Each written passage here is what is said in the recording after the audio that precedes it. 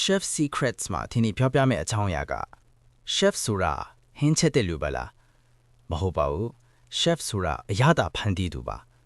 Chef တယောက်ဟာ kitchen ကိုဦးဆောင်တဲ့ leader ချက်တဲ့ menu စီစဉ်သူဖြစ်တဲ့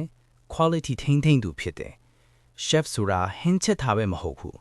အရသာကိုဖန်တီးပြီးလူတွေရဲ့စိတ်ကိုပါထိတွေ့ပေးနိုင်တဲ့ artist ဟာ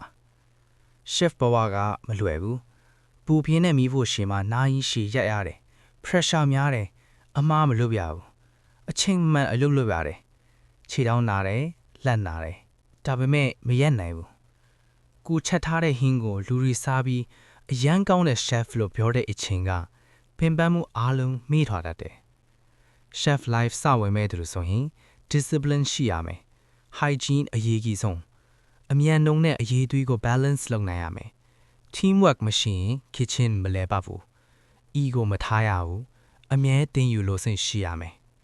chef ဆိုတာ learning never stops chef ဖြစ်ချင်ဟင်းချက်သမားမဖက်နဲ့အရသာဖန်တီးသူဖြစ်ပါ